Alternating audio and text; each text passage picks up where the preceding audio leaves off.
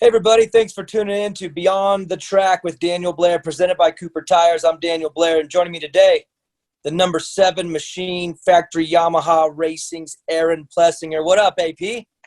Not a lot, man. Just hanging out, talking to you. What are you doing on this day off? Dude, I just went for a mountain bike ride, and I didn't really want to try to climb that much, but ended up climbing just a little bit because I don't know the trails around here, and I didn't have anybody to drop me off. So, yeah, I went on a mountain bike ride. I was playing the guitar a little bit. I got a little work done by Doc G, and yeah, it's been cruising along. What are you playing on the guitar? Is it you writing some of your own stuff yet, or are you just playing some classics? I'm not good enough to write my own stuff yet. I gotta have you do that for me. I do. What's the plan? When are we doing this? Dude, I'm down anytime. I just literally just started singing and playing the guitar at the same time. Like started last week, and still kind of struggling a little bit, but I'm getting there. We should write a country song all about Salt Lake City. Let's go. What would be the theme of the song? Like what would it be about? I'm saying guns and mountains and the Salt Lake and getting lost on the trails. Getting lost in the trails. We got to talk about a dog and a red truck and some homemade wine. Mm-hmm. Or whiskey. Yep, some whiskey. We got to talk some about Dixie cups. And the ladies, of course, in their shorts. Their Daisy Dukes. Hey, we can put it all the way together. It'd be no problem. We just got to get a nice some chords going, and we could do it. Oh yeah, all we need is 4 chords. We're golden. Hey, yeah. So I had this question ready for you right out of the gate. Now I'll tell you my story next. But what's the best concert you've ever been to? Whew. The best one, like where the performers performed the best, was probably Luke Combs' concert. Okay. It was Luke, this dude named Drew Parker, and then I think it's Ashley McBride sang. But yeah, they killed it. And then couldn't have too much fun because it was in the middle of my championship run. So yeah, so couldn't have too much fun there. But I did have fun at a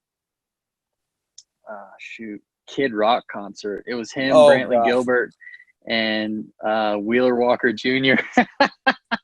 Dude, Kid Rock. That was the first concert I ever went to in my life. Was Kid Rock, but back when it was Ball with the Bob.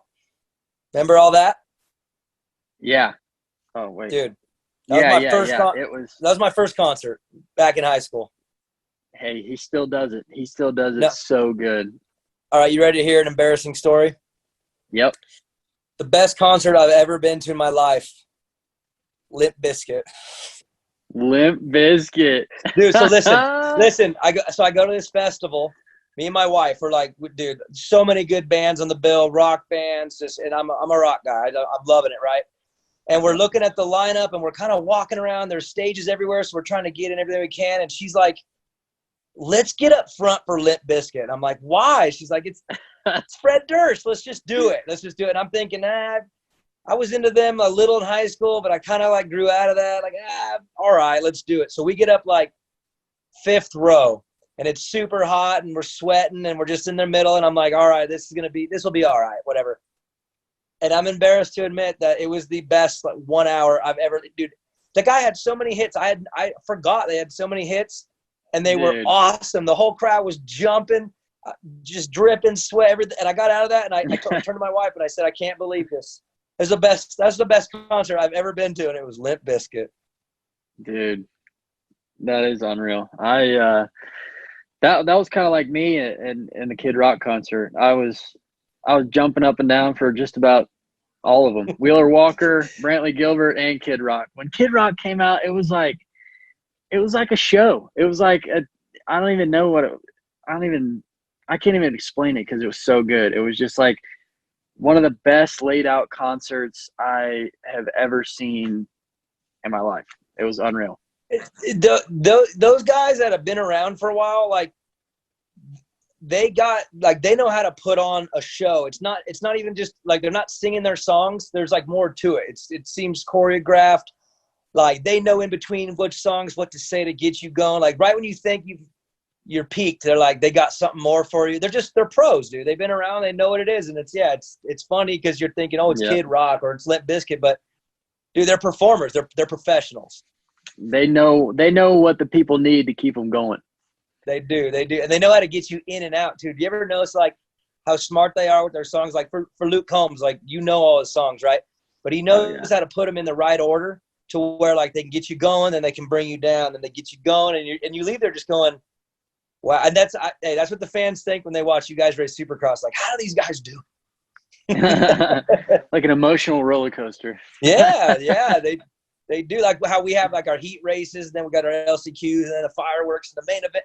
Like they know how to play the game, dude. I've been to some good ones too. I went to Luke Bryan, Cole Swindell last summer. Luke Bryan, though, man, he comes out in the opener, dude, and he's riding out in his quad, and I'm just like, I don't know, man. I couldn't take him serious till he got going. Then he was all right. Yeah, the quads, man. Hey, so what have you been playing lately, though? What are you into? I mean, your Instagram vids have been a little slow lately. I haven't seen AP they've been in the weak, Instagram man. vid. What are you doing? Weak. I've been just trying to get it to where I can play and sing at the same time. Then I was slacking there for a little bit, didn't play for a while, and then now I'm back on it 100%. But yeah, I don't know. I just been slacking. I ain't got no excuses. So what do you listen to right now? What's on top on the playlist? I mean, Luke Combs is always up there. I got a huge playlist with like Jason Aldean, John Party, Justin Moore, Brantley Gilbert, any of those dudes that are kind of like leaned a little bit towards like rock kind of country. I like that stuff, and then the old school kind of country, Hank Williams and stuff like that. So you like a little bit of the old and the new? Like I hear a lot of people say like the new stuff is it's too poppy, it's cheesy, and like they're authentic. They want that old school stuff. Dude, I kind of like the cheesy new pop country. Like I don't mind it that much. I think it's good. I get it. I totally get it, but it's good. Yeah. Some of it's really good. Like some of it I can't really take serious, but like some of the new stuff that's starting to come out that I think Luke Combs has kind of pushed everybody towards. I think that stuff is really good. Do you think he found like the middle? I think he did. It's like modern and it's got a little bit of that current, but it's also he just seems so old school as a person, like he's an old soul. So do you feel like he's found that middle ground? That's how I feel. Yeah, I think he has, and I think he did it at the perfect time too, because stuff was starting to get like this and that, like some stuff was good, but some stuff was not, and then he just came out with like 3 songs that were unbelievable, and everybody fell in love with them. They blew up. He brought it back a little bit and said, "Look, guys, I'm gonna show you how to do it. I'm gonna show you how to be authentic." And yeah, we're straying too far a little bit. How's this trip going for you, though? How you holding up away from the track? Like, how's the day to day? It's going pretty good. You know, I've got an apartment here, just cruising. The family didn't come out. I saw a few riots go on outside of my door, so it was pretty wild there for a couple of days. But I'm having fun out here. You downtown somewhere? Are you near downtown? Yeah. I'm only about a mile and a half from the stadium. So okay. I'm right next to the police station. So didn't know the riots or the protests were going to be going on when I booked it, but it's all right. I didn't the whole building's locked, so I felt pretty safe. And I got a balcony, so I just went out and watched for a couple hours, and Yeah, I mean, it's fun. Did you see the guy with the bow and arrow? I didn't see him. It was a block away from me, but I did see his car on fire. Oh, I thought I did see his car on fire. I didn't. I saw it on the news. I saw it on the news, and then I'm like, man, that's crazy. And then I'm like, whoa, that was in Salt Lake. Guy with bow and arrow. Yeah. There's some crazy wild. stuff. Did you say you came alone? No, you didn't bring the fam? Yeah, no, I didn't bring the family. I figured, if it'd be a little hectic trying to have them stay back and not being able to do too much. So yeah, they got to they were at my parents' last week, and then they're back home this week, and then they're going back up to Georgia next week. So it's kind of flying by for them. But yeah, I just figured it'd be a little bit easier just to come out here, get this done, and try and crush it, and then go back home. Has it been kind of hard though, just with the little one? I mean, that's it. I mean, I just remember back to like right when my son was born. I think I went to Canada for like a couple weeks, and usually those trips were like cool, whatever, but it made it harder. It made it like it added another layer of like missing home. Is that are you feeling that a little bit? Yeah, definitely. I mean, I see him on FaceTime every day, but it's not the same. And he's at that point like where he turns 2 next month. So he's growing quick, and he's already like running faster since I've been gone, like doing stuff he hasn't been doing, just growing. I mean, it's hard to see being away, but I think it'll be that much more great to see when I get back. Yeah, you leave and he's just like a little baby. You come back, he's like, "What up, Dad?"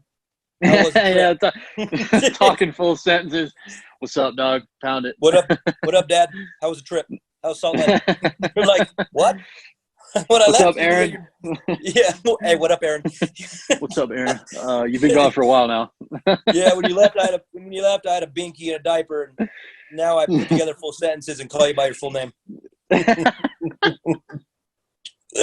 Hey, is he gonna ride? Yeah, I think so. He loves dirt bikes with a passion already. Really? Yeah, I have my championship bike out in the garage, and when he's out there, he doesn't want to get off of it. He's straight there, and then if he gets off, he's straight in to play with his toy dirt bikes or ride on a Strider. So I'd say we got a rider on our hands. Oh, dude, you can't help it when they grow up in the house. And I mean, even for you, it's not even just you. It's your dad. You're talking generations of it. So you have no hope, bro. He's right. I thought I was gonna escape it too. I'm thinking, nah, we'll try some other things. I tried to get him into other stuff, and dude, he was just his whole life, and I'm like, yep. All right, buddy, we'll get you a bike. And then now I got my daughter on a P-Dub. That is awesome. Yeah, my little girl on a P-Dub 50, dude. She already crashed a couple times. She don't even whine. She gets right up. She's loving it. That's true rider right there. Yeah. So, what else is going on? Like, what are you doing to keep yourself busy? I mean, away from the stuff you got to – I know you got to keep in shape, whatever. You're playing some guitar, but how's the days been? Just even, like, with food and getting out and eating? Like, I mean, how's the trip been so far? Yeah, it's been awesome. I've just been trying to explore some things. We've been out riding scooters, those little birds or whatever they're called. Oh, or like the limes or whatever, the little ones. Yeah. So we've been riding those around the city when we get a chance. We got to check out. We went to a restaurant down the street. It was Cheesecake Factory. Ate there, and just been trying to enjoy it. Just been trying to take it in and not rush by like usually we have to do on the weekends. So just getting to explore and riding the scooters around, and really not much else other than that. Like just been trying to keep my mind on racing and not stray away from that too much, because when I do, stuff starts to go downhill. But yeah, just trying to take the city and explore it. I've only been here twice, so it's a pretty cool city to see. Yeah, cool spot for sure. Have you done laundry yet? I actually just put some in. I just put some in. I brought what was it, like, I think I brought like 10 pair of like brand new Ethicas in the box or in the bags. So I just been ripping through those, and then all of a sudden I had this big, about 3 foot tall mountain of laundry, and I was like, yeah, I should probably start doing this. It's time. Start doing this now. I did mine too, dude. I'm just a poor packer, man. You would think that you'd bring the right amount to where I'd run out of everything, but it's like I literally ran out of like underwear, socks, and shorts, but like I still have shirts. So I'm like, can I get through like, dude, just horrible planner, man, horrible. So now I got like half my stuff being done. I'm gonna have to go again in 2 days because the rest gonna be. It's not one of my strengths, man. It's not one of my strengths. Yeah, laundry isn't one of my strengths. What's that behind you? Is that painting? Did you do that? Painting. Yeah, I actually did this yesterday. I was watching Bob Ross, and I painted it. What is it? I can't even see. You got a little bit of a glare. What is that thing? We got the trees right here. It's a trail that I thought I'd find in like Utah or something, with the purple. I mean the blue lilies. You know. Mm-hmm. Yeah, I had a couple little happy accidents on this, so I just went, you know. Yeah, it's beautiful. But, right? Yeah, you can really see how it pops and just goes back, you know. I'm a great painter. Bob Ross is good, man, huh? No, dude, I love it. I love watching. Speaking of a pro, it's a pro's pro. Oh yeah, he knows what's up. Pro. Hey, so a little bit on the racing side, like we're in the same city, we're in the same stadium, it's the same thing, whatever. But dude, we've had dry, dusty, hot. We had a pretty good one. I thought the second one was overall pretty good. Yeah. And then we get the sloppy one. Dude, it's like we're getting a little bit of everything. Like it's like for something that's so routine and standard, the track has not been routine at all. Not at all. And you know what's ironic about that? I think what was it? This last race was, I think, supposed to be Seattle.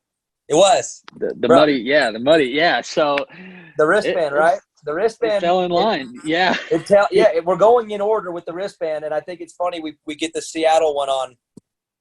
Mother Nature's like, "What up?" I was like, "Bring it in, come on, keep on raining, baby." How to get? Hey, why are you so good in those conditions? Is it just? Did you when you, I know you got the GNCC background. I know those conditions, but did you ride as a kid, like when it was wet out, muddy out? Because, you know, a lot of people from where you're from, like the winters, you take the winter off a little bit, but did you get out in that stuff when you were little? Is this like some just embedded skills from when you were a kid? I think so. Like I always, we didn't care if it was raining or if it was snowing outside. You know, we kind of tried to ride through the winter as much as we could. And I remember my dad taking me out and we made a turn track in the snow, and it was like a foot deep of snow. And there was, I got ruts in there, and I was just on a 50, and it was muddy, but there were some hair scrambles around my house about around the time that winter came, and it was always muddy. It was always muddy about, I think it was like November through February. Yeah. It was always something. So if we weren't riding indoors at arena cross tracks, we'd go out and just play in the mud. And I think that's where it came from. Just getting familiar with riding in mud and how it makes a bike react and how it makes a bike feel. My dad always used to tell me the faster you go, the easier it is. So I try to listen to him sometimes, but sometimes did you Did you see Justin Hill this last weekend in the woods? Yeah, he was on the verge of passing me. Tell your dad that don't work every time. Ask Jay Hill. Do you see the photo too? Face first? Yeah, dude. That was gnarly. He went through the whoops faster than he ever has in his life that lap. And it didn't work out in the last couple. Hey, you bring up arena cross, so I'm gonna go there. Remember the day we met? I believe so. What'd you do to me that day? What'd you do to this mid-30s guy, just living out the end of his career, just trying to do his thing, have a good time? What'd you do? How badly did you disrespect that guy that day? I was trying to stake my claim. I was trying to show that I belonged in arena cross, and so you go park the old guy. You go park the old guy in the heat race. I think now that I think of it, I think I just missed my brakes, and it was an accident. No, you did not. You did not. Hey, and the worst part is too, is because I was working for GoPro at that time, and I'm like, I came up to you before, and I'm like, hey, bro, you want to run a GoPro for me? And you're same errand as you are now. Just yeah, man, no problem, cool, right on, all right. And we go out in the heat race, and you just slay me, super disrespectful. I was trying to take your GoPro job. Yeah, that's what it was. Yeah, and then I had to come up to you after the race and like, dude, give me the GoPro camera back. Turn this thing in forever. Hey, what'd you think about that though? Like you're an amateur kid coming up, and you're like, dude, I'm gonna go to arena cross. I gotta go to arena cross and and get my points on my way to Supercross. And dude, you got Bowers in there and these like arena cross like vets. Did you just go in there thinking I got to get through this and just get through this? Because I know you did really well. So did you go there like try to make a point? Yeah, in a sense. Like I didn't think it was gonna be like that much fun at first, and then like when I did get to Baltimore and we started riding, and like I had a lot of fun. I had so much fun there, and I didn't know how I was gonna do. But I was going in with an open mind and just going to try to kill it. And I like ended up like I said, I had a ton of fun, and I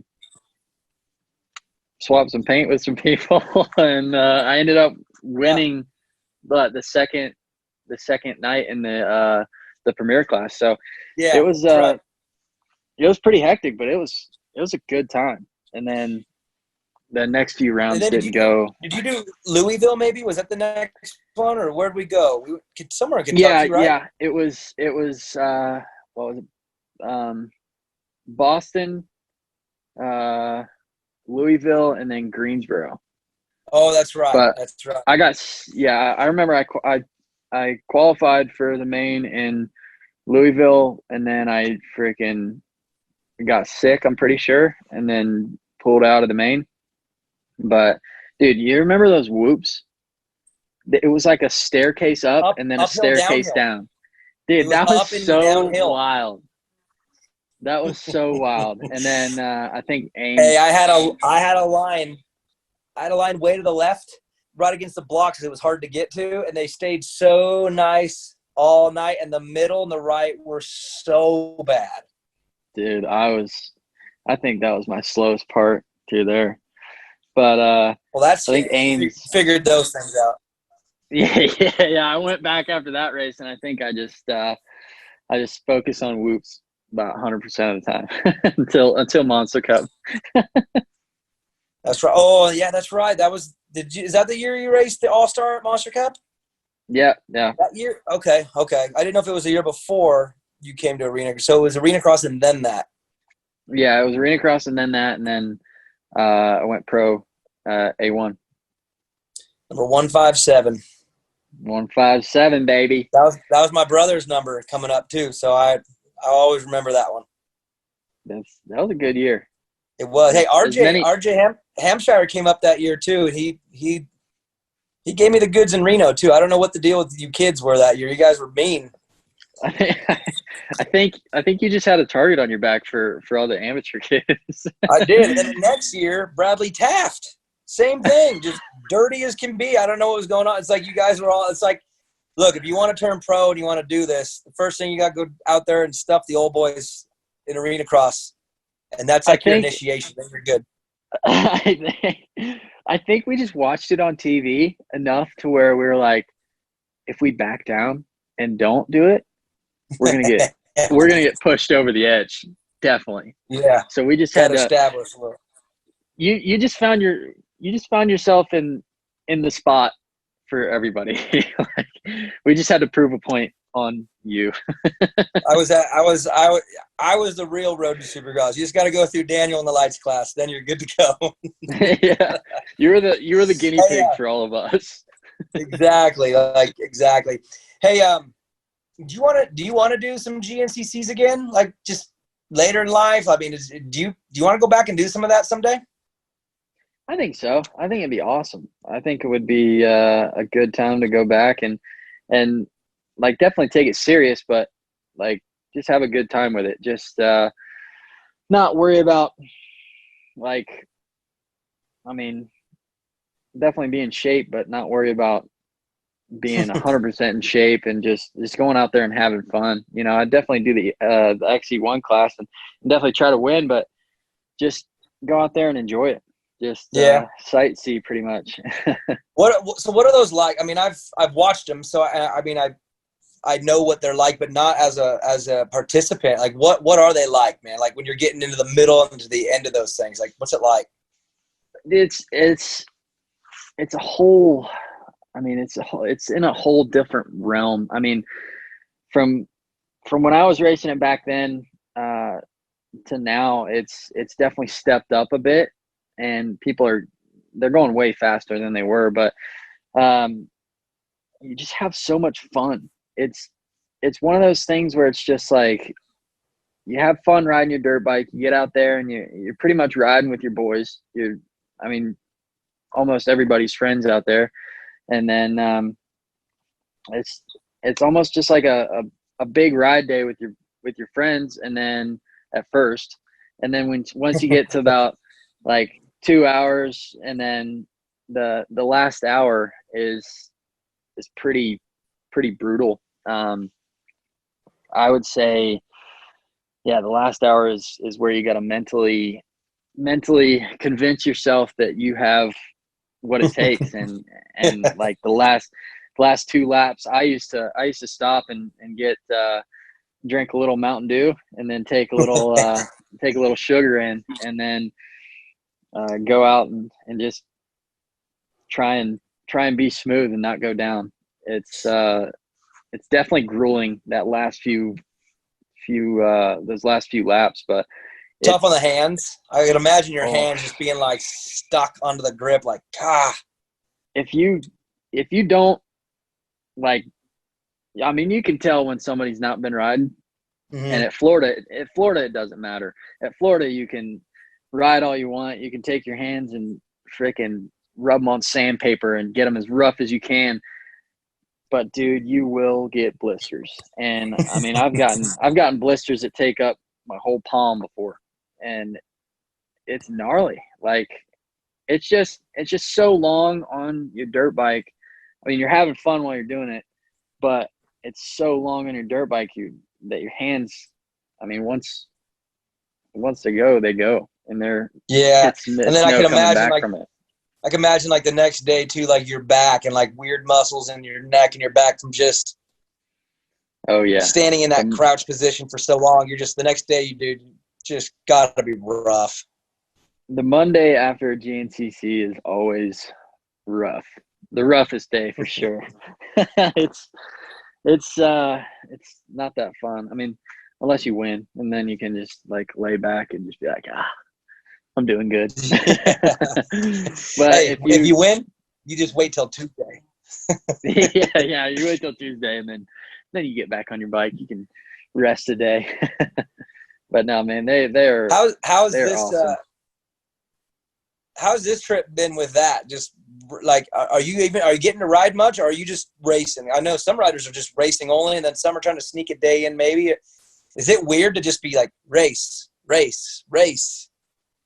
It definitely is. I haven't rode just yet. I know a lot of people have been riding these tracks around here, but I haven't rode just yet. So maybe in the next few days I'll ride instead of race. But I think it's pretty cool racing. Just racing like every 3 days or 4 days or whatever it is. Yeah. I think it's pretty cool. I think I didn't think it was going to be this cool, but I'm having a lot of fun. Happy with the results so far? Just through these 3 races, a decent start. You happy? Not really. Coming from a 6th in Daytona and then coming back and going 12, 11, I am definitely better than what I'm putting it out to be. I've been struggling a little bit with the bike setting and I just got to overcome and get a good start and just put the work in and just do it. I've just been, struggling with my bike setup and then just not going the full race. So I just need to get up there with them guys and figure out the pace again. And I can do it. I know I can do it. It's just getting off the gate and not screwing around in the back. Last year you had that top 5 finish and then had the injury, and it's like you were building to it and then it got taken away. And this year, same thing, different reason, obviously. But was that a little on the frustrating side? Like, God, right when that groove is hitting, it's like, stop. Yeah, man, it was definitely frustrating when they called Indy. I had just gotten off a good day of riding, a good week of riding actually, and I was bummed. I was bummed for sure because that's my home race, and I was looking forward to seeing everybody there and all the ruts there, soft dirt, and that's where I got my first 250 win at, and I was definitely bummed, but oh well. There's always next year. Sometimes that timing is rough sometimes, man. Like I said, I last year I was so bummed for you because rookie year, there's so much learning going on. It was like you could tell it was starting to click, and you're like, okay, this is a 450 guy. I get it. And then it was like, dang it, And then this year the same thing, but we got 4 more of these, so I think we could build her up over here these next couple. Oh yeah, I'm gonna turn it around. I'm gonna come out swinging, and definitely one of these rounds. I'm hoping to make top 5 for sure. Got 6th in Daytona. I know I can do it. Huh? Starts are tough, huh? I mean, with this class, like you're just no matter where you're at in the gate. There's so many good dudes. It might have been Anaheim one this year. I'm looking on the gate, and I'm just like, you could pull a really good start, and it still not be like it could be 12th, and it's like. Do you just have to nail everything absolutely perfect and still hope that you have a little bit of help? It's just what it seems like in this class. Yeah. I mean, that's pretty much what it comes down to because, everybody on the gate is so good. Freaking over half of us are champions. And, they just got it going. I mean, we all got it going. It's just somebody has that slight little advantage, and somebody's reaction time is a little bit better than everybody else's. It's just shoot. That's why you never see like somebody getting the whole shot every single time, is because they're. I mean, it takes a perfect one. Like you literally have to nail every single part of it. Otherwise you could get swallowed up. It's crazy. You look back in time and you could almost top 3 or 5 guys could pull a start from anywhere. Now it's like, there's no way you could have first gate pick and be 15th in the first turn. Yep. It's crazy, that class. Yeah. It's definitely wild, but hey, it keeps it fun. Last question for you. Last question. What's the first thing you're going to do with the little homie when you get home? First thing. I think we're going golfing. He loves, as much as he loves dirt bikes, he loves golf balls. He runs around. Does he really? A bucket, dude. He's got a bucket full of golf balls, and he'll run around and say, "Half ball, half ball, half ball," and then he'll put one down. And I got him a plastic set of clubs, and he hits it, and he goes, "Smack golf ball, smack golf ball, smack golf ball." It's so funny, man. So yeah, so when you get home, tee time. Oh yeah, we're going for sure. I'm taking him all 18. He might fall asleep in between, but dude. You got to learn someday. 18 is a long one for a little guy. 18's a lot for a little guy, man. I live on the 8th hole, so if he falls asleep, I can drop him off. I can finish it out. But if he makes it to number 9, dude, you got a long ways to go. A long way to go. I'll just give him some sugar. Man, well, it's good. Yeah, just like you, just like Dad does it as GNCC. Just give him a little sugar on that last hour. You know it. All right, bro. Well, hey, good catching up with you. Get some rest. I'll see you out there tomorrow. All right, man. Thanks for having me on. And, yeah, we're going to bring it tomorrow. Look for the number 7, baby. Woo! I like it. And then get that guitar out. Let's tighten up them skills. Let's write a song. All right. That sounds good for me. All right, bro. I'll see you soon. All right. Sounds good. Thanks, Dan. Later.